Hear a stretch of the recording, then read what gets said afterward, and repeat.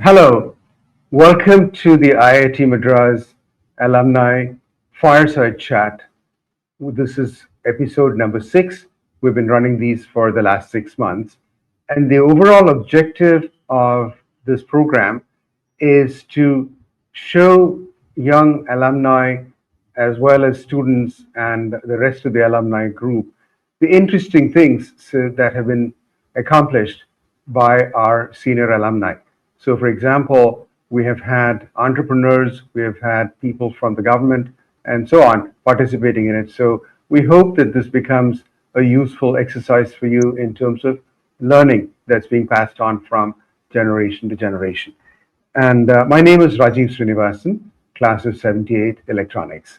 Today, we have a particularly interesting person as our guest, and I thank Mr. Jyothilal IAS for taking time out on a Sunday morning and joining us because he has had an interesting career trajectory after IIT Madras 93, is it? 91. Sorry, 91. In 1993, he joined the IAS, and he also has an MBA, and he's done a variety of things in many areas. So I really look forward to talking to him, especially about many things that have become important for the nation as we go forward past the Hormuz episode, critical minerals, and energy security, and so on. So what we will do is here is the procedure that we'd like to follow. First, a request to all of you: do not unmute yourself. Okay, when you want to ask questions, you'll have to, I request you to enter them into the text box at the bottom. There is a box that says chat. So if you enter your questions there, we'll pick and choose some of those questions or the majority of them as we go forward. But please don't unmute yourself. So that's one.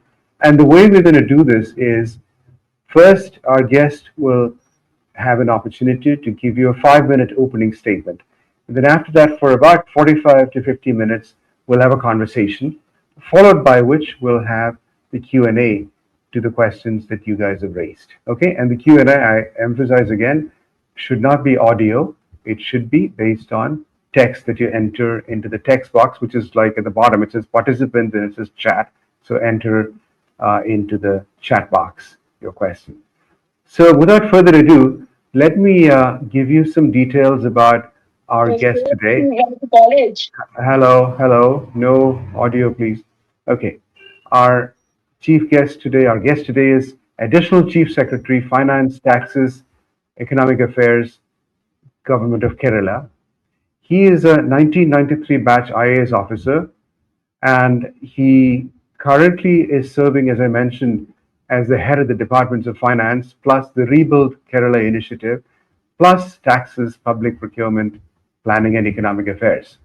He says he was armed with a B.Tech from IIT Madras and an MBA from ICFAI, and he has earlier been in a variety of positions, the collector of Trivandrum and Kannur, and he held portfolios, and this is where it's really broad background: IT, transport, revenue, printing and stationery, INPRD, and actually I don't know what INPRD stands for, taxes, agriculture, animal husbandry, fisheries, food and civil supplies, tourism, parliamentary affairs, ports, aviation, general administration, power, forest and wildlife, among others.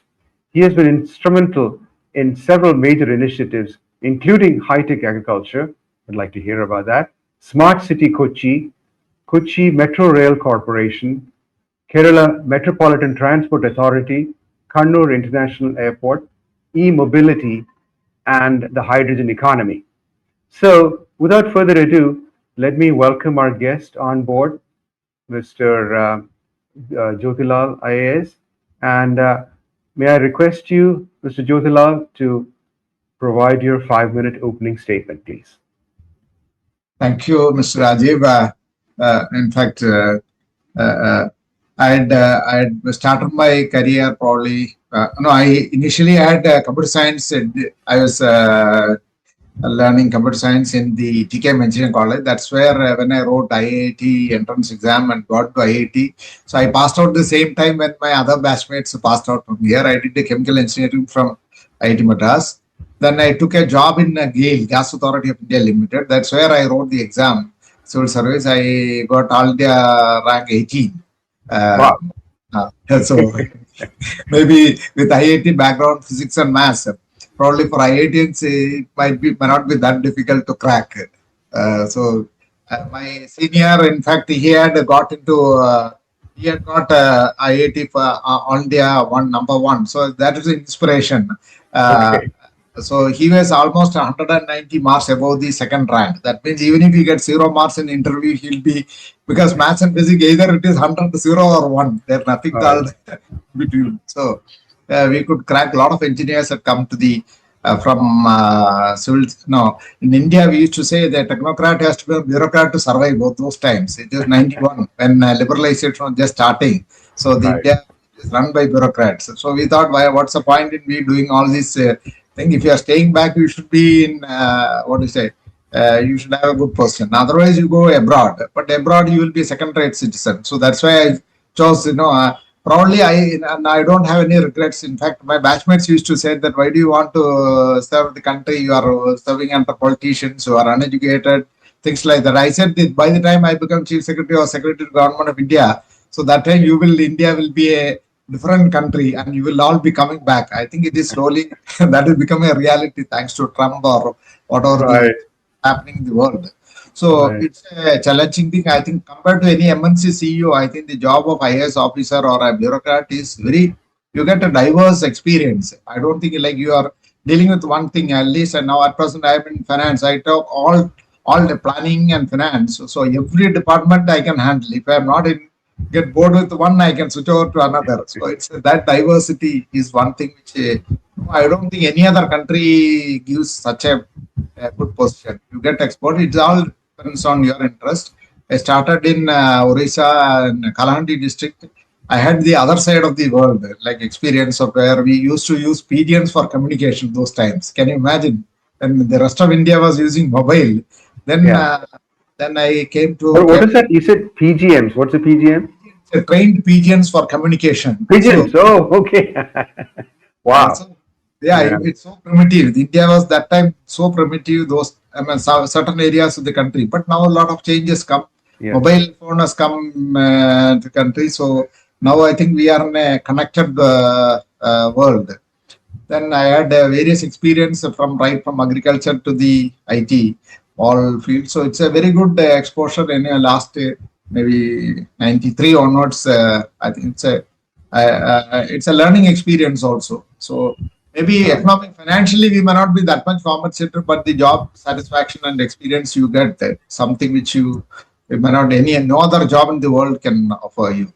So that is my limited experience. Yeah. Great. Thank you for that background. It's inspiring. And you joined the Kerala cadre to begin with and stayed on, right? I worked in Orissa cadre initially. Then I got Yeah. a cadre changed to Kerala. Okay. I had experience. Like in GAIL, I worked in both Gujarat, Madhya Pradesh. So I had a pan-India experience. Right. Right. And now, let me be honest. I think you're probably the most powerful person in Kerala because you hold the purse strings, right? You're the finance man. So that's it's a very interesting place to be. And of course, you have the very difficult task of sort of juggling, priorities. You have a lot of projects that come to your attention, but then there's a limited amount of money to be provided. So this is something that many senior managers in MNCs face as well. You have multiple very interesting projects all vying for your attention, but at the end of the day, there's only a limited number of them that can be uh, financed. Okay, so let me ask you a few questions about the things that you've done.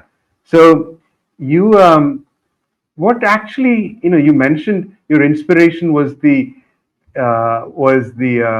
ability to have an impact, right? And as you also mentioned, development has taken a big leap over the past 30 years that you've been in the civil service.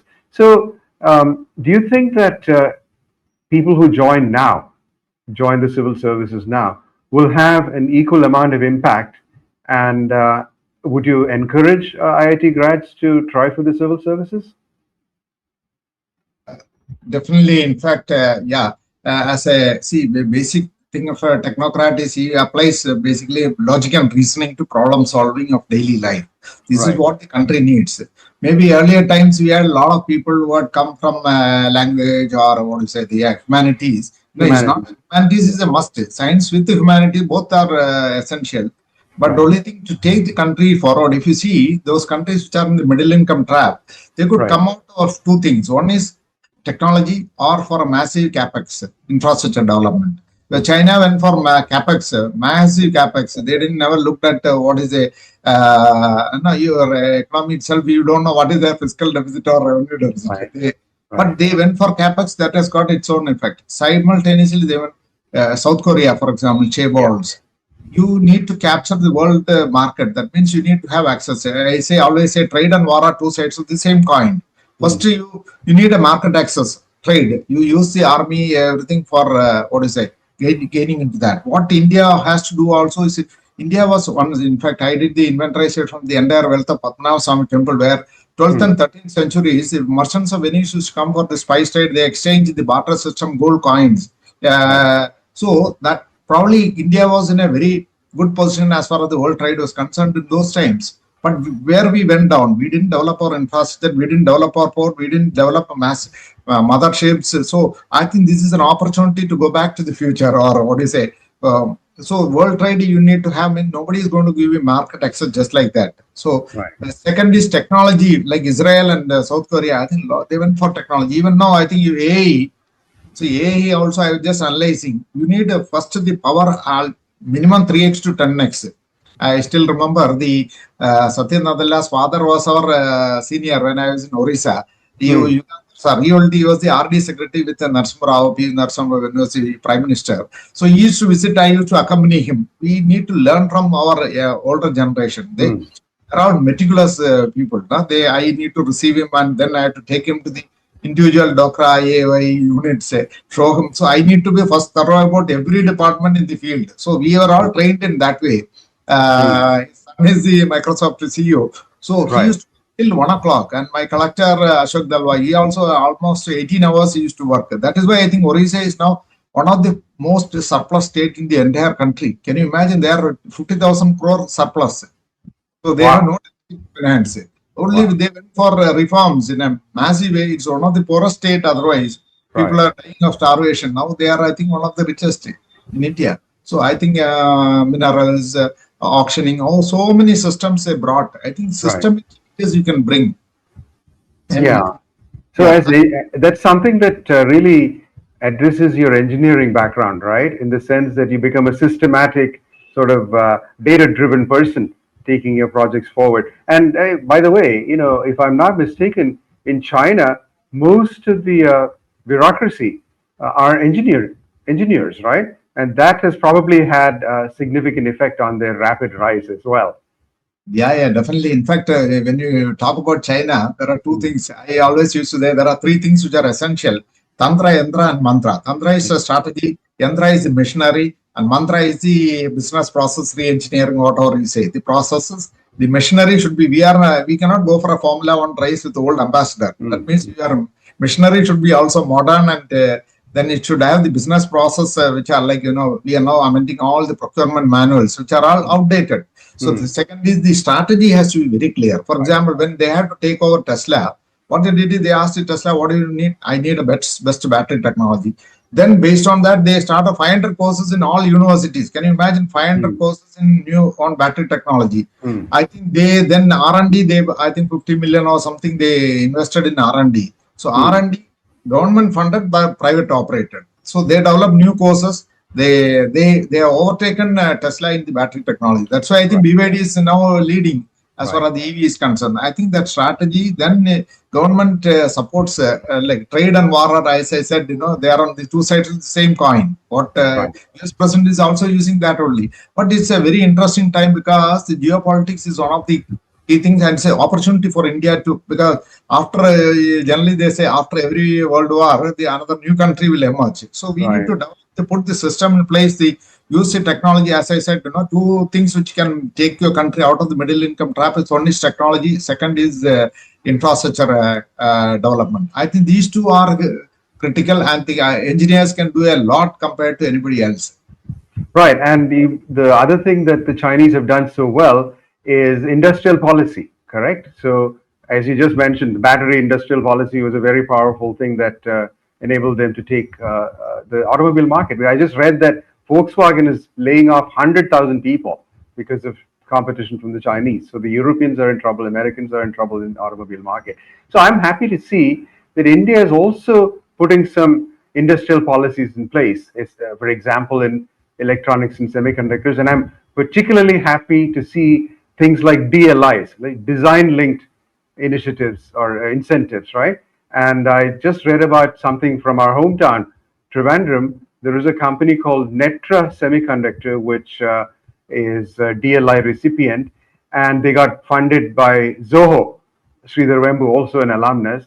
And now they've just designed a chip that's going to be manufactured by TSMC, an AI chip, and it's going to come out next year, which is great. You have something like you said, the tantra is there, and the yantra, as you said, is the infrastructure that's being built out. Where again, I wanted to touch upon what you said a minute ago about ports. Again, we are now investing so much in port infrastructure. Trivandrum Port, which is Vizhinjam, is a game changer, if I'm not mistaken, in terms of India being able to ship goods in and out. And then we got two more major port efforts. One is Vadhavan in Maharashtra, which will come online by 2030. And then we also have Galathea Bay in the Great Nicobar Islands. So India is suddenly, looking to recapture its preeminence as a trading partner, which not only, you're talking about 12th and 13th century, but even before, there was this gentleman, Pliny the Elder, 77 BC. He was complaining that all of Rome's gold was going to India, especially to Kerala for black pepper, So we were a trading power many centuries ago, and even earlier than that. I've read some historical evidence. So that's something that I'm really hoping will be something India will come back into. Now, this also ties into the Hormuz closure, right? As soon as Hormuz was closed, we were in panic. Everybody else was in panic as well, because, as you said, trade and war are so closely related, and a trade destroying war like this is obviously has had huge impact. Now, one of the things we are thinking about in terms of the port of Trivandrum or Vizhinjam is that it's a great deep water port. It's very close to the Hormuz to Malacca sea lanes. So it's 10 nautical miles away from it. But at the moment, all it's doing is transshipment, right? From big ships to small ships and vice versa. But for it to really do well, the infrastructure part requires a good connectivity to Tamil Nadu. And I believe you've been looking at that very closely, right? To have from the Vizhinjam area to Tirunelveli some kind of a tunnel. Would you be willing to talk about it? Because once it happens, then you'll have containers, gateway containers coming in from Hyderabad, Bangalore, anywhere up north. And that'll be a very good mechanism for improving our trade capacity. Yeah. In fact, maybe touching upon the first part you said about Sridhar Vembu, in fact, he started a unit in Kottarakara. It's a local area, a rural area where he has got 75 people working. He said, this is a very good model because the cost is one of the lowest. But the infrastructure for people to come, then the talent is available. I think rural areas, he was telling it's a much better, and probably in the R&D and maybe creative thinking, the ambience is also quite good, unlike the towns. So now, coming back to the port, I think, as you said, where we went, we never developed the infrastructure. The mothership, probably the largest mothership in the world has touched the Vizhinjam port, which is run by Adani. Last time after the Hormuz, I think more than 100 vessels have come to Vizhinjam. In fact, they are queuing up because now we need to develop the infrastructure is one. Then we need to develop motherships. MSC has come forward to invest in India in making motherships. I think this is another area which can give a lot of a blue economy, which can give a lot of opportunities. In fact, shipbuilding as well as ship repair and dry docking. One of the key constraints which we had is land availability, which we are now announced in the last budget that we'll ease the land reforms. I always used to say that Kerala is one state where the king and the Mahabali couldn't give the 3 feet, maybe only 2 feet. We are ready to acquire the 1 feet. So, but there are solutions. We have got a lot of estate areas, 10,000s of acres which are lying within 20 kilometers from the port. When you talk about international trade, 20 kilometers is nothing. Even up to 50, 60 kilometers, I think they have done in Jamnagar. You can lay the pipeline. Companies like Greenco has come for green ammonia export because these are the tip of India. And I always used to say that Nostradamus has predicted by 21st century, the world trade is going to be centered around a place where I think 3 oceans meet. I think this is where all the 3 oceans meet in the world. Okay. So Sachtarur was telling that maybe it might be Africa. Then I said, you are parliamentary from here. I think you are at the right spot where. So now developing the tunnel, what is a rail network, is one of the key things. Now we are working on it. The DPR is already ready, and now the work is about to start. So that you put the tunnel.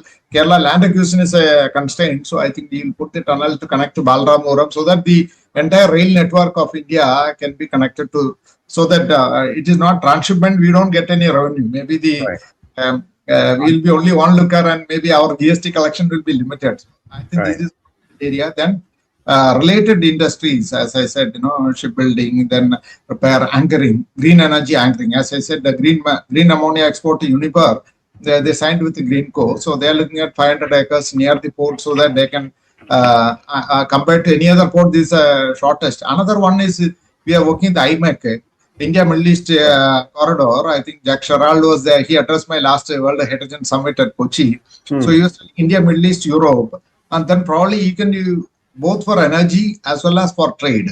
Energy in the sense that the world looking at one earth, one solar, one grid. So one part of the world will always have the sunshine, and maybe he'll have sunshine, and the electrons can be shipped around. Yeah. So that is another thing which is coming up, but I think it may take some time because it's a huge investment. All the countries should come together. It's a long gestation project or maybe a long-term vision, but simultaneously we'll work on the India, Middle East, Europe corridor.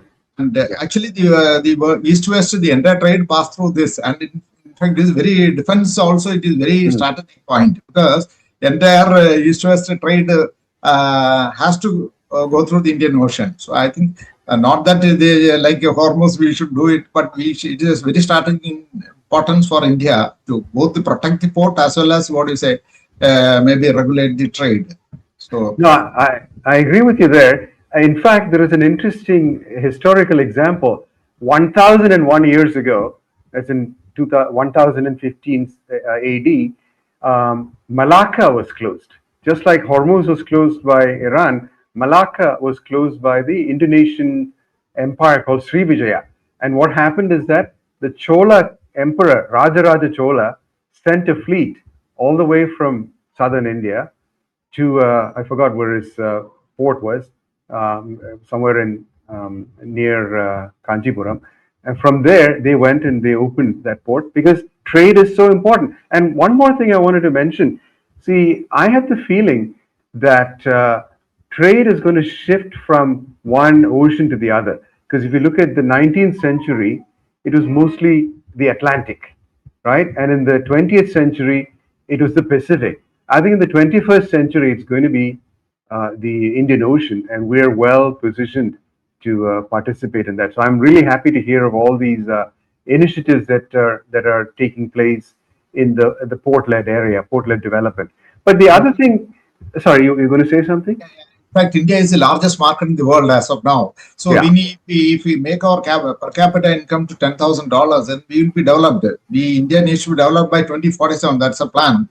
Probably Kerala is almost like a second highest in per capita income, maybe because of the remittance. So we need to increase our productivity and efficiency, so that systems are put in place. Ecosystem for growth is there. Like as you said, the Netra semiconductor. scale-up funding so that the startups don't end up and they need to scale up. I think that is where you need to bring the Durga, Lakshmi and Saraswati together. Knowledge is Saraswati, Lakshmi is the capital, and Durga is the strategy and the defense and support. The state government, the government should support the industry so that they are able to capture the world market. I think that's a very good combination, which and we need to have the systems in place. In fact, I was telling that we have got 9 billionaires in Kerala. 1% of the wealth is put in equity or debt. I think the scale of funding will be for these startups will be very good. In fact, yesterday itself, one of the space companies they wanted to invest here because we have got 4,000 odd space scientists in Kerala itself, retired. Right. Very skilled. So he said, I can have satellite launch vehicles and maybe the as well as satellites which can be made in Kerala. So I think we need to bring all the three together. Yeah. And in fact, this corridor, this industrial corridor that you're talking about, connecting Kerala to, Vizhinjam to Tirunelveli, that can itself be a force multiplier for entrepreneurship. You can do engineering here, manufacturing there, etc. So space is also a very key thing now that drones and missiles. By the way, I went to visit the BrahMos factory the other day, which is very impressive. We're doing some of the world's best, fastest missiles right here in Kerala. But let me move on to a different topic, which is, you touched upon it, which is the hydrogen, green hydrogen, and in general, energy security. See, India has been importing 90% of its energy over the past few years. Now, as you were mentioning, there is a lot more electricity being produced on solar, some on wind, etc. And what about the green hydrogen? Can you explain that initiative and how are we going to benefit from it? Yeah, in fact, green hydrogen, the day India use hydrogen as a fuel, you are getting out of carbon to hydrogen. Maybe it may not be 100% possible, but I think you need to have the right mix of energy. So, if you look at the energy sector, basically, as I said, Kerala is the land of God and God's own country, we call it Advaita. The mass and matter and energy are not different. So, the electrons and molecules are interchangeable now. Thanks to technology, we know that electrons can be converted into molecules back to electrons. And in fact, Kerala can feed we have got the largest deposit of thorium in the world. You can give power the entire country for another 10,000s of years because Bark has developed a technology by which you use uranium in the first stage, phosphorizer reactor. Second and third stage, you put thorium. Third stage, uranium-233, which becomes a fuel for the first stage. That means a closed-loop reactor with minimal nuclear waste. In fact, they have succeeded. 30 megawatt, they have already commissioned it. I think that gives an opportunity to attract more talent. More in the sense, AI needs almost 10 times the power requirement. If you say data centers will come, cloud, we need to have our own cloud and then data centers and then the application development, because India has got a software, we are the software capital, at least intellectuals are there in that space. But we need the baseline is the power. So I think this is one of the, then second is we have got like huge water resources. We have got 60 reservoirs, pumped hydro, 8,008 gigawatt potential is there. Then now India, Bhutan, Nepal is a single grid. But the data choke points of India are Mumbai as well as Kochi. So many companies are now approaching us to set up data centers here. So only thing we need to give, one is, okay, land, I said, through reforms, we can make it available, go vertical. Second is make the power available at the cheapest rate. I think one of my seniors, he was telling, he was the SPG head with Narasimha Rao. So he was telling he was flying to New York and just adjoining seat was Lee Kuan Yew. So he asked him, then he said, your country, he met him in the previous meeting with Narasimha Rao. Then he said, yeah, we met in this. Then he said, you are also democracy, I am also democracy. But I know where to put the full stop. But you said in the name of democracy, you have given everybody every freedom. So no, value creation do not happen. Then he said, I am the highest paid executive in the entire world, political executive in the world. But I do work like that. Then one of the key things what the SEMCORP has done is give the land. They are only a city state. They do not have enough land like us. So the lowest rate to the industry and power tariff are the lowest for industry. They cross subsidize. The domestic consumers have to pay for the Industrial. industrial. So I think the very good model. So he could attract the entire business into Singapore. I think this is a good model which we need to probably do it. Apart from digital, clearance, everything online and within a time frame, and like even maritime. I was telling that arbitration case, most of it goes to Singapore because 30 days. Everything can be filed online. You get the result. What is your judgment in 30 days, and there no appeal, nothing like that. I think the fast velocity of doing business also has to, apart from ease of doing business, now we are rated number 1, but we need to do in the ease and velocity of doing business. We need to improve so that we are able to attract more investment into Kerala. And probably the time has come, everything along with the depth of time, I think we go up and down. Probably time for Kerala or India to grow and take the position in the world. So I think that has come. So we need to have the talent. The skilling is one of the key things which we need to look at. Linkage between university, R&D industry as well as the R&D institutions is another thing which we are all like three: India, Pakistan, China. We never used to come together. I think that, and the time has come for Asia to lead the world. And another area, since you talked about the green hydrogen, so we have got the water resources, we have got the renewable energy, we have got floating solar, huge potential, which now we have opened up for maybe 10% of area can be used for floating solar. Then battery energy storage, battery technologies have come maybe at 3.5 rupees, we are able to store it. Then we have got the closed loop reactors which can give SMRs and micro reactors which can power your AI as well as your energy requirement. Convert the water into green ammonia, green methanol, then including maybe a later stage to liquefy the hydrogen using. There are some new technologies by which we have got the LNG terminal here. The cold energy is going waste. See, imagine nobody thought of it. You can run a power plant, you can run a free cold storage, you can liquefy the hydrogen at the lowest rate. In fact, I came across some of the companies in Doral, another company from Israel, who participated in my last Green Hydrogen Summit at Kochi. They split water at the lowest in the world, 38 units of power for splitting water. They have got the lowest capex and opex, almost $1 for production cost, and maybe liquefaction another $0.5. 300 tons, you have got maybe cylindrical, this thing you can put in a ship maybe up to 1,000 tons. Then you can, just like LNG trade has become a reality across the globe, liquid hydrogen will become a reality. In fact, the only place where liquid hydrogen is used for last 20 years is IPRC at Mahendragiri, which is just nearby. Okay. So they have been using it for interplanetary movement. So I was telling Dr. Somnath when he was ISRO chairman, see, you are talking about going to other planets. Why not run a truck or a bus on Earth? Instead of, those are all maybe may become reality, going to other planets and staying and all. But why not think of it? So now we are working the ISRO like long-range drones. Yeah. You vertical takeoff, you use electrical energy. Horizontal, you can send anything up to Lakshadweep or Maldives.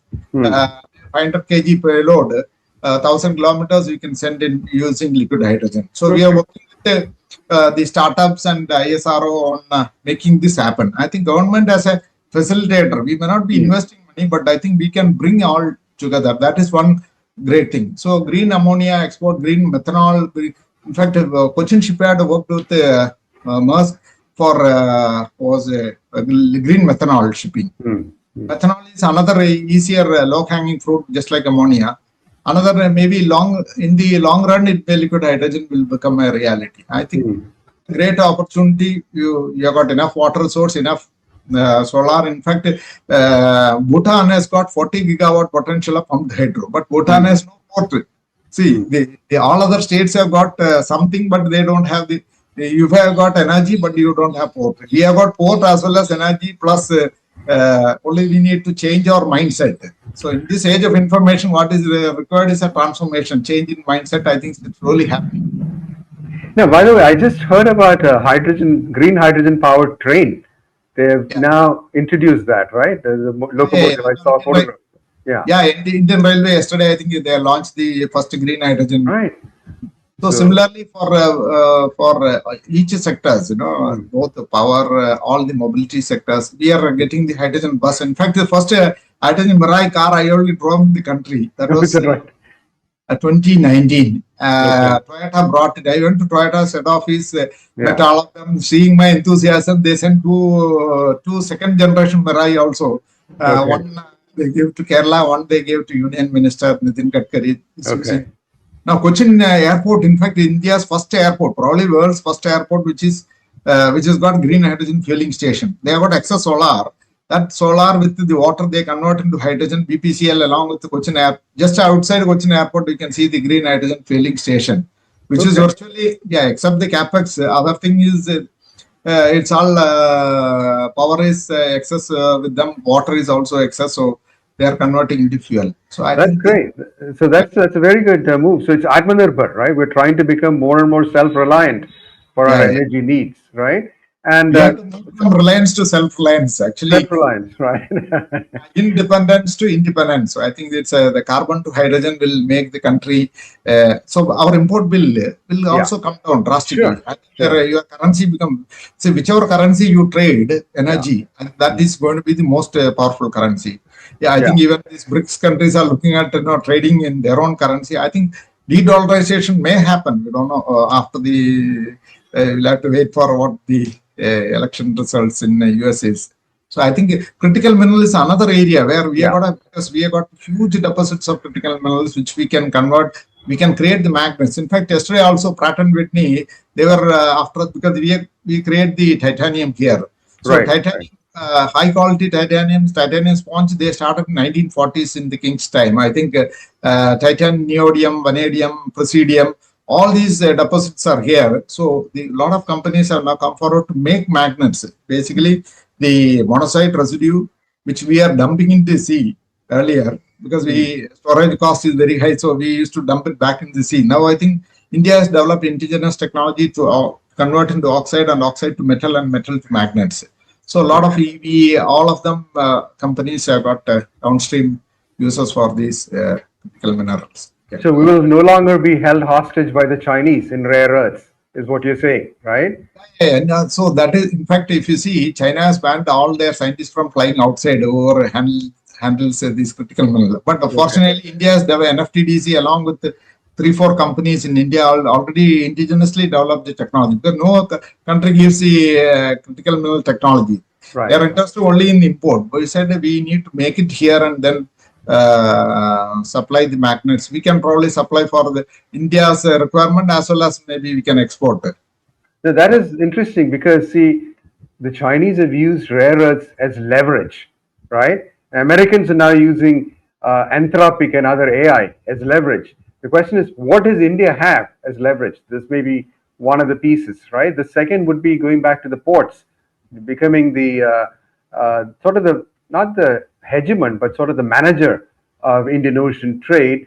And in particular, when you're talking about Singapore, see, I read somewhere that Singapore has been famous for its efficiency, but now the Port of Trivandrum is running at roughly the same level of efficiency in terms of being able to turn around a container ship within like 1 day or something like that. So we're getting there, right? And I wanted to go back to one other thing you mentioned, small modular reactors and thorium. Now, these small modular reactors, are they running on uranium or what is the fuel they're using? SMR, there are both technology. Rosatom has got, I think, thorium plus uranium. Another is uranium. Most of the SMRs is using uranium. But now technology to use combined thorium plus uranium is coming. Slowly, I think, as I said, the closed loop reactor is one of the future for India, which indigenously we have developed. I think the fast breeder reactor in Kalpakkam, right? Now, this could be leverage for us because India has 25% of the world's thorium, right, in the beach sands, Kerala and Tamil Nadu, right? So that's a very, very important Atmanirbhar initiative that you're involved in on the energy side. Now, one more thing I wanted to go back to is congestion, okay? See, we have severe problems of congestion, huge waste of time and resources all over the country. Now, you spearheaded the Kochi Metro project, which is now functioning. But there is a big complaint that in Trivandrum, the metro has been continually and repeatedly delayed. So, what can you say to other cities on how you created a viable metro system to those people who are trying to do that for other cities? What are the lessons you learned from getting Kochi off the ground? And Kochi is a small city, actually. It's not even, a very large city. Yeah, in fact, Kochi Metro, I was involved right from the project. Dr. E. Sridharan sir has helped us in that. And so we, now one of the key things, I think the fundamentals, as a technocrat, I look at always from the logic. You say the productivity of a city depends on how fast you move the men and material, how efficiently. That's like a TFL. This is what I learned from TFL. TFL is also strategy head is another friend of mine, Mr. Shashi Verma. So he was telling how productive 19 square kilometers is the central CBD. How I need to bring a lot of people in the morning and then take them back to their home within the shortest time. He used both the tubes, bus, everything. Bus systems are also efficient. So routes are the key strength. How do you connect the routes based on now with the data? Actually, Google, if you gave the master data, you know how people travel and how the mobile travel gives you the data about all the how many people are waiting at present in each station, which are the routes in which they go. In fact, it was earlier used for Coimbatore for Indian Railways. How many mobiles travel from Coimbatore to Pune? Okay. This time you put the train, you will have enough mobiles which are ready. Mobile now, man, and it's like a mind. Your mind is not under, now we are under control of mobile. So I think mobile gives you your actual data. So mobile to mobility, I think that you can use the mobile data for planning your mobility. So two key things are, one is, so how fast you move the men and material. That means if you spend, average human being spend 8,000 days productive days on earth. 8,000 days you sleep, 8,000 days you are take for taking bath and walking, etc. So these 8,000 days means if you spend 8 hours on the road, 4 hours up and 4 hours down, your entire life is a waste. Okay, maybe you can use technologies. So 4 hours means half your life is a waste. 2 hours if you spend up and down means 2 hours, 1/4 of your life is a waste. So how do you bring that? For that only the better system. That is, one is I was telling the bus route. You put the private. You need to put enough buses so that people can do last mile connectivity. Right. Then your PHPDT is more than 15,000 to 20,000. Up to 20,000 and up to maybe maximum 20,000 PHPDT.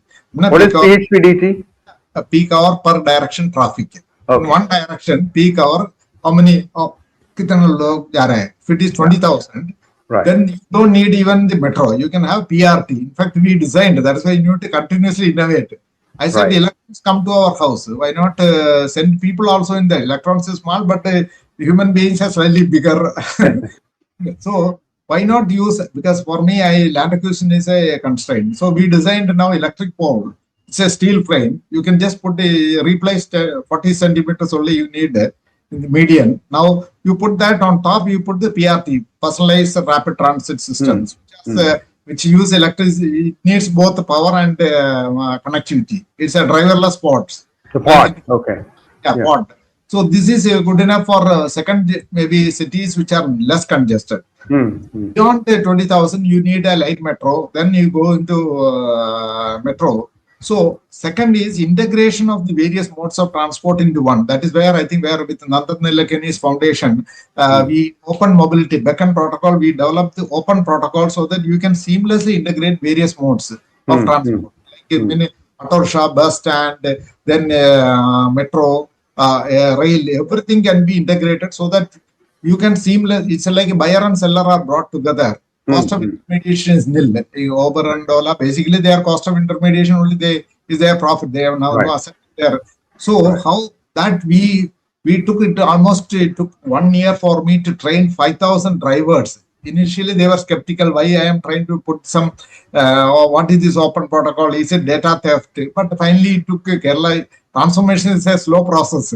That is now picking up in Bangalore and other places. Same concept now we are doing in energy also, open interactive grids, so that your energy grid can become a market.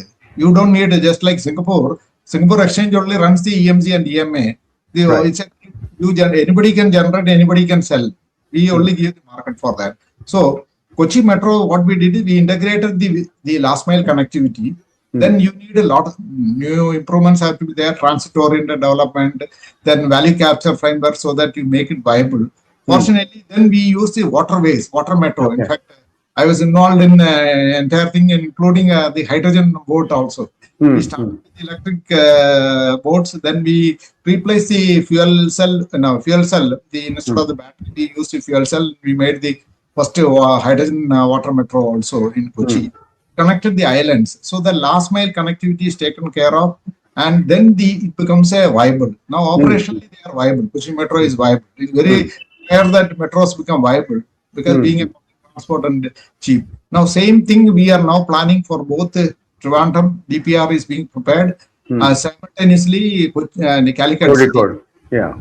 We have put a metropolitan transport authority which will bring the integration. So you need the city planning and the transport planning should gel together. What happens instead of vision, we are division. So many departments, so many heads, finally none of them talk to each other. There is only coordination. I always used to say in government it is all committee. Committee means come to tea. We come for a tea and then have discuss, then minutes. Yeah. You don't have seconds or first. You only so minutes finally.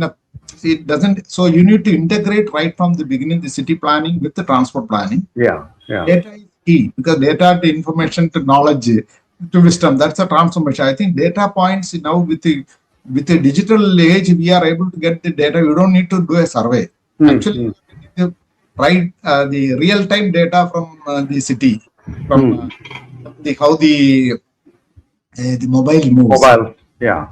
Mobile, that is very so these tools as a technocrat we will be able to design the routes rationalization, which route to put what. So that is one thing. Then integration of various modes, then go for an open protocol so that seamlessly you can even one single ticket you can do for all.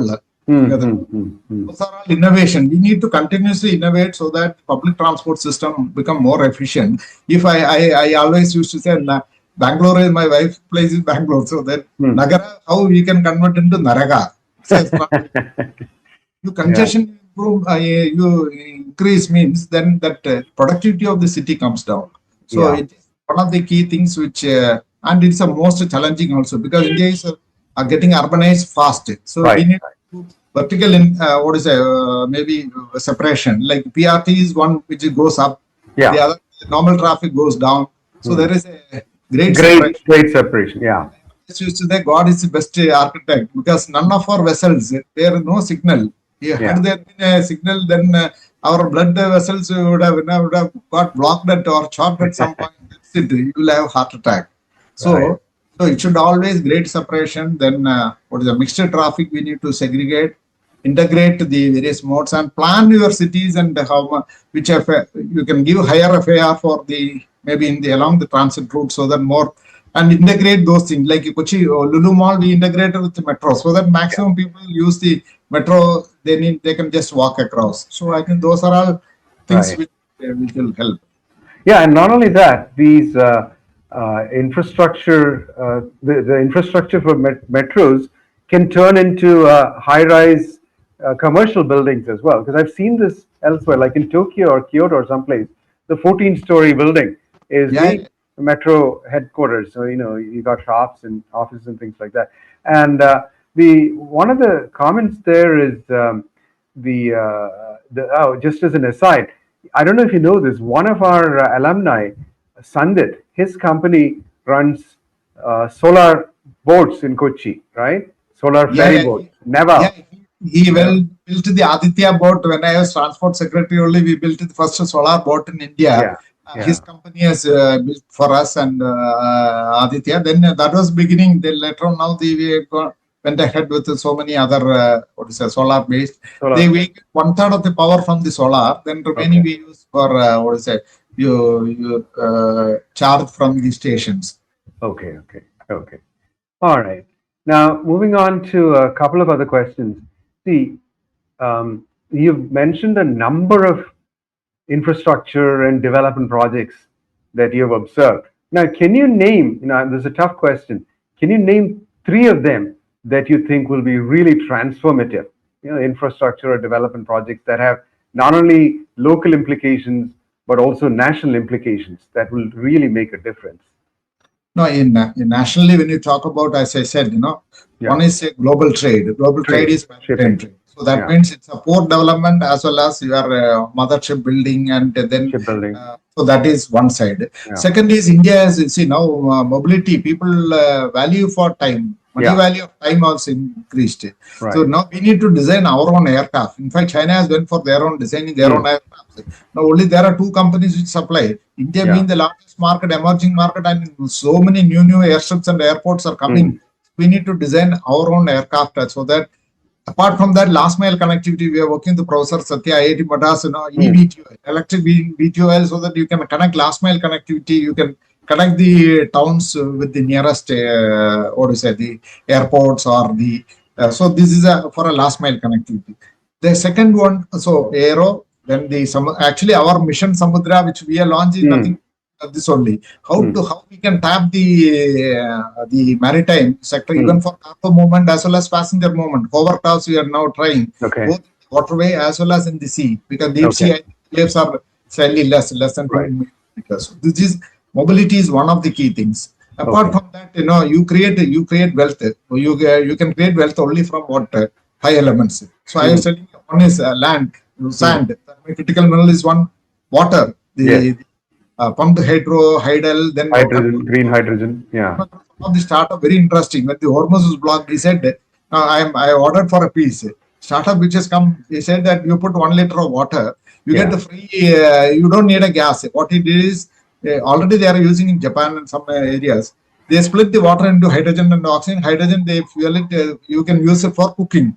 So he said, 1.5 lakhs, you can order for a kit, put 1 liter water, 6 hours free gas. Okay. So need LPG. Who was telling it's a God's own fuel. So I say God's own country should run on God's own fuel. So it is like if, as far as sun god is there or enough solar energy is there and water is there, your energy is free. So this energy, green energy is another area which we should look at the infrastructure for that. I think once your the mobility side and your infrastructure side is taken care of, then you need high-speed rail. Like for example, in 2 hours. That means Kerala will be the largest connected green city in the entire world with a 3.5 crore population. I don't think even Tokyo, nobody will come anywhere near. It's a beautiful green city connected. So you go vertical so that you don't eat into. We have got 29.7% area under forest. We can reach it first. We can be single largest connected city so that productivity will become much better. Then you bring all the R&D institute. Actually, we need that R&D university interface. Connection. That is very, very essential. In fact, we are working on to bring in the world's private universities across the globe to come to Kerala so that the skilling, industry, market-led courses we need to develop, because I found that most of the colleges are now, children are not going for the arts and science and other courses because they look at the market-led courses which have got a future. I think that is a demand. I think skilling, a global school for skilling is one area. As I said, the other pillars, aero as well as the maritime. Mobility. And these are 4 areas which I find that which you can take India to a next high level, and you can be a developed nation. Apart from, you need to develop on high-tech agriculture, as I said. Yes. You need the energy for us is food. And food, the climate change, I think food shortage is going to be another reality in the world. So if man needs food and water. So I think this will be another area, how to increase productivity to international level, maybe 3. Easily we can make it 3 to 5 times. Due to paucity of time, I learned it from California Agricultural Service, Dr. Lakshman. How it's basically science, pure science. pH, then you correct the pH conductivity and 13 nutrients. You can be world class. You can produce for the world. And then second agriculture revolution will happen, where processing industry, it becomes cheaper for industry to grow. Food processing, then storage and all the related industries can come. So this is same thing with animal husbandry. Milk production, you can almost 10 times you can go. So I think Those are all areas which second generation reforms which will bring in, use technology to reduce the cost, increase productivity, so that industry becomes viable. Yeah, and one of the points you made there about relevant education, because I think that today, even the engineering schools, they teach you a lot of, I don't know, stuff that's not immediately usable, right? It's Yeah. kind of forgotten. I mean, what I studied in college, probably only 50% I ever used. And there are some places that are now trying to do a mixture of textbook education and hands-on. There's a university called Sri City International University, just outside Chennai. They're putting a curriculum in place, which is sort of like the German curriculum, where you have a lot of industry interaction right from the beginning. So by the time you graduate, you already have a couple of years of work experience. So I think that would be another thing that may be helpful. And one final thought, see, when you talk about trade, one of the important issues is defense. We need to have a powerful navy to support our ships, right? So that's one of the reasons why I think the Great Nicobar port and the ability to keep an eye on Malacca and the Chinese, their submarines and whatnot that are coming through is also important. So thank you for those 4 or 5 areas which you think will be very helpful for us going forward as a nation. But last question to you. So you've been in service for 30 years, and what is it that I can see just from what you discussed? You're so enthusiastic, about the possibilities that somebody in civil services can bring to the picture. Strategy, looking 5 years, 20 years ahead. So, what is it that young people, young administrators and entrepreneurs, what advice would you give them? They want to do big entrepreneurial or administrative development. What should they do? Yeah, I think one of the key things, as I said, information is outside, transformation is inside. So the generator has to be inside, the fire has to be there in the belly. So when you don't need another external power, I think I always used to say IAS means typically IAS means I first. Any other person next, service last. So you take the priorities or ulta, then you are in the right direction. So this shows your priorities so that you are driven by your energy. I always used to say we are also like a car. So we need to the inner strength has the values, what you stand for, the ability to you can make change. So it's like, what is the purpose of life? If you look at it in a philosophical way, what is the purpose of life? At the end of when you retire or when you look back at your life, you should be happy that you have contributed much. Okay. It's not what you have taken, but what did you give that society? So ultimately, we get everything from the society. We need to give back, and it's like on the last. But people, most of them go abroad because of various other compulsions. I say it is like a shoe. The money is like you need. Your shoe cannot be lesser in size, then it is uncomfortable. If it is very big, I cannot wear, because I am rich, I want to wear a big shoe. It will be very uncomfortable. You need the right size shoe. I think civil service gives you enough in the country, which is enough for you to, it's a right size shoe for us. I don't think, but that doesn't mean that you need to learn from across the globe. In fact, I operate the largest hydrogen economic group in the world with almost 1,000 members. I get contribution from everybody. Knowledge is something. It's like a world wide web. We are all connected world. So anything, Kerala is especially everywhere. Even in no man's land, a Malayali is there. Because so we are networked. So how to make use of the network? Coming together is power. And I think thinking in a unified way and going for actually you can contribute much. No other service in the world can give you that much satisfaction and opportunity for you to contribute, because you can interact with anybody in the world. As I said, right from president of US till down to the chaprasi or the poorest man, or I worked in Kalahandi where pigeons are used for communication. People they were never seen light. So I used generators to go to those villages to show them TV. They were all first time seeing first electricity. Then they were seeing. I used to use the communication to my batchmates who are studying US universities. I From NIC, I send the other side. I am going to the villages who have never seen electricity. So it's Electricity, okay. So it's service and contribution to the society that's keeping you motivated, right? Okay. yeah. Thank you. Okay. So thank you very much. Now let me see if I can go through some of the questions that are in the chat window. Hari Kumar asks about Bangalore and fast-paced development and great pressure on infrastructure. How can Kerala avoid this? How can finance be allocated proactively, tolerating late ROI, so that congestion and mobility issues are taken care of? So a typical case of lack of planned development. As I said, city has to be well planned.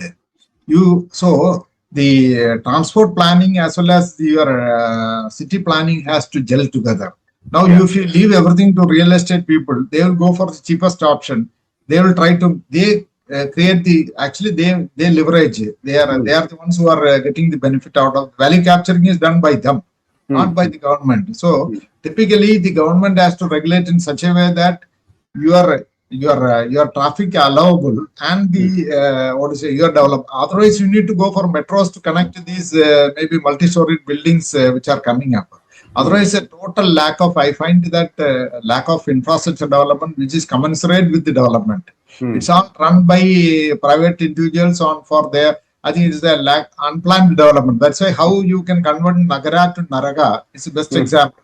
So you need to have a planned development. That is a typical case is London. See, there are two countries which have done extremely well. One is London transport and second is Singapore LTA. Very well planned. You can't integrated. Integrated transport and integrated urban planning. So that's the answer here. You have to think in an integrated manner. Like here, we also find that the day after the roads are laid, somebody comes and digs them up, right? So lack of integration. Okay, next question. This is from Gopal. He says, what can be done to make more youngsters take up civil service as a career in India instead of leaving for job opportunities abroad?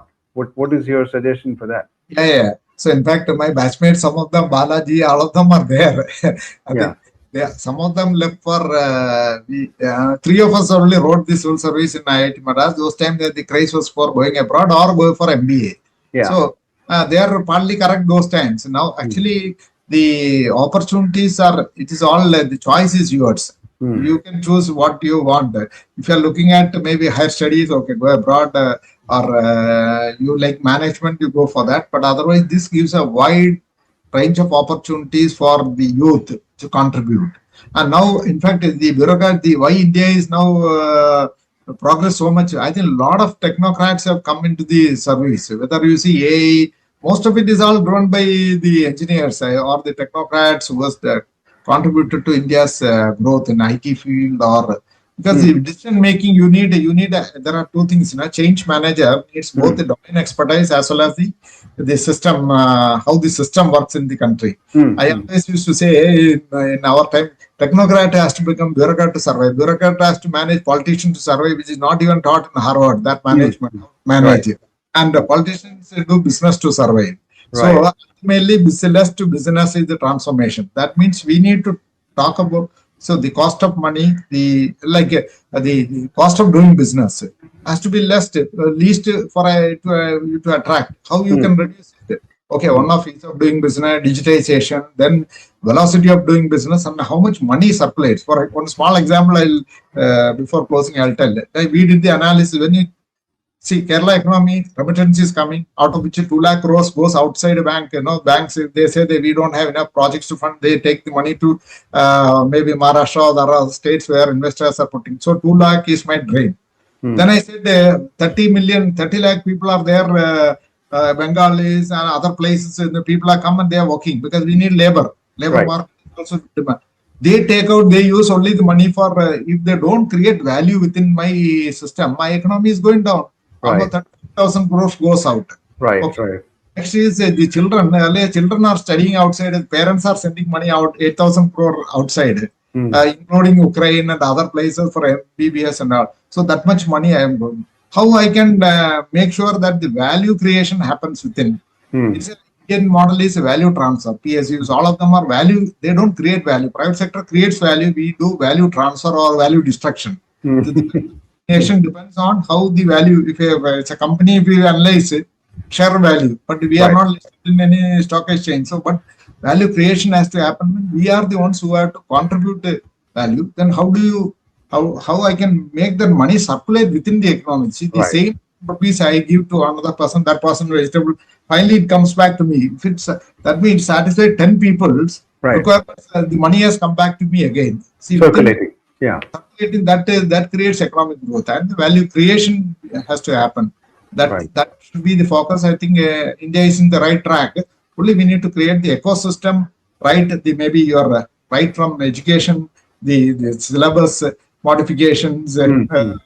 then industry linkage, plus the government support for capturing the world market and market access, Right. and the government funded R&D operated by private, like, designing your own airship. I am sure nobody will go to put 3,000, 5,000 crores to design our own aircraft. That government has to fund it. But let it be operated by the private, because then the efficiency will come and they will do it in a time frame. But government support is what is required. That can transform the country, and we can be number one. I am sure by 2047 at least we should be the leader. In fact, ISR is doing something along those lines now, right? They're transferring technology to the private sector, which is very efficient. Yeah. I think atomic energy is another area where we need to open up, because a lot of new companies can come. Space, they have opened up. That's why yesterday itself I got the one company which is willing to invest in making rocket for the launch vehicles as well as the satellites. Right. Ram Mohan asks, can you share a few thoughts on the public health system in Kerala? This could be a very long question, right? A very long answer. It's very brief. Probably MMR, IMR, everything we have reached. But now, second generation issues is one thing which we need to address. One is the aging population. 18.6% is aging, and maybe we'll become 20, maybe by 30% later on. So we are looking at how geriatric care. It's a very, 2 days back, Asad Mupan was here, Asad Healthcare. So they are working, training the people on geriatric care. So care economy and silver economy, which is, this is another challenges. Second is the water. Most of the water is getting polluted. So we need to look at the second generation issues. A lot of new bacteria, new viruses which are coming because of the climate change as well as the pollution. So those are the challenges which we need to now work. And a lot of private investment is also possible, because healthcare is one. Kerala has got every panchayat, every village has got a very good system of maybe primary health center and taluk. But still the cost is increasing. So this one of the key things which we address in the last budget is, the early detection, 40 years and up, you make it compulsory, and we government do the mobile labs, where you can get the sample analyzed in 15 minutes. Now you get except MRI, everything can be done in the bus. We have got a on model of bus which can go to every village, then do that. So you detect the case early. Earlier. So 60% of the cost we can bring it down. So in the government announced, once you bring down the cost, the insurance cost also comes down. So free cashless treatment we can ensure, whether it is private or public. If it is a public institution, the money comes back to us. So which we can, so we need, because we are only anyway funding it. So the healthcare, opening up the healthcare, then prevention, and maybe in wellness. For example, Kerala is very good for Ayurveda and Siddha and physiotherapy, which is very good. You don't need to take medicine for actually food itself is the best medicine, but sometimes you may need supplements. So I think integrated wellness is one of the key things, apart from maybe treating public and private investment as same group. That's why same insurance can take care of both. Prevention, so that you reduce the cost. These are our priorities. Okay. Here's a question from Rajan Varshni. He says, it's a comment. He says, waste to hydrogen is very promising, and we can get graphene, and hydrogen can be very cheap. That's good. Thank you, Rajan. Now, Rajan again. Center already. DUK has got one, and we tied up with the Tatas, I think. Okay. Rajan also asked about nuclear fusion. And he says it's more modular and decentralized, but I think it's kind of far away from being available, right? Yeah, it takes more time. It's a long gestation. Yeah. Right. Gopal makes a comment that you mentioned pods, right? And Professor Junjunwala at IIT Madras, I listened to a conversation he had a few days ago. He's talking about pod based, but for a small area where you can have these pods up, Last above mile. ground, last mile. The 75 kilometers per hour they'll be running personalized pods with 2 people. So that would be a possible direction. Another question is from Mr. Karmachandran. He says, we've discussed many projects planned in Kerala. What is the priority for the government and which projects can come up in the next 5 years? Well, that's a long question, right? But you already talked about the priorities. We have put the priority and select top 10 projects already in the budget. Yeah.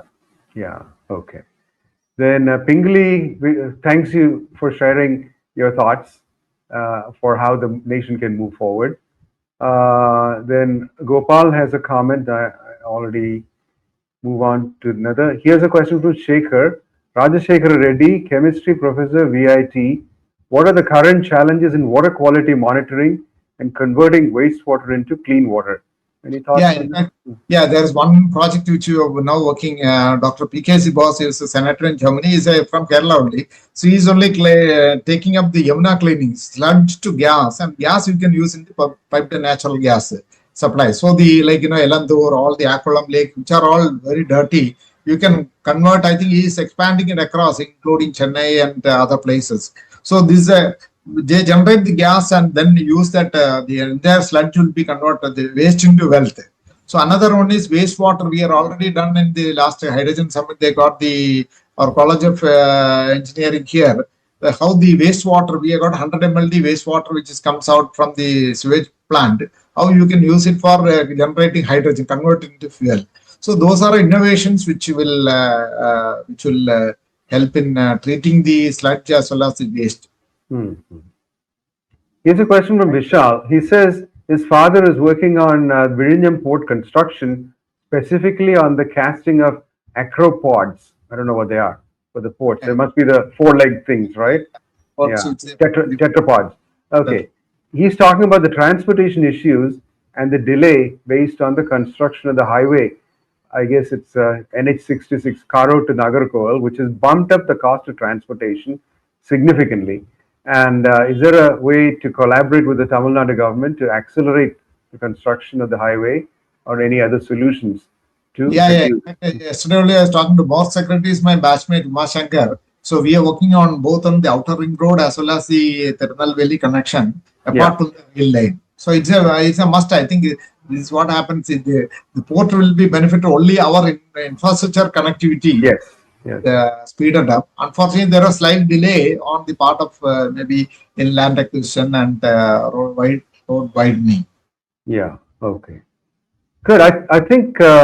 Okay. Boy, somebody's just put in a long question. Underground trains, is that possible? Sure. I guess a tunnel is that, isn't it? Exactly. Yeah. Right. Okay. And then Rajan again has asked a very long question. I'm not sure what he's saying. Fusion. He's talking about fusion, but frankly, fusion is a little bit far off. It's not viable engineering-wise at the moment, right? So I guess we can keep an eye on it. But I think at the moment, our best bet is the fast breeder reactor, in my opinion. Do you agree with that? Yeah. I think probably Microsoft is telling about that, but it takes some more time probably for it to spread. Right. Okay. And then final comment here from. Sona Mahajan, who's a student, who says, what is the scope for geothermal energy? Yeah, geothermal is one, probably Kerala doesn't have much, but I think some states have got good potential. That's also one of the cheapest energy which we can probably tap. Okay. So here is a final comment from Ram Mohan. He says, thanks for the positivity expressed so well. So your enthusiasm is coming across, Mr. Jyothilal. So I think it's a very good note to end this on. The fact that you have, after 30 years of experience in the central services, you still are enthusiastic and keen, and the way you speak about these projects and the things that can do for the country is very infectious. So thank you for spending a little over an hour with us, and I'm sure all the alumni who joined will also be happy. This will be put up on YouTube so that other people can also see it. So once again, thanks. In fact, a vision, mission, and passion, that only makes your life happy. Yeah. Right. So you're definitely showing passion here, right? So, all Thank right. you. Thank Thank you. you. Bye bye.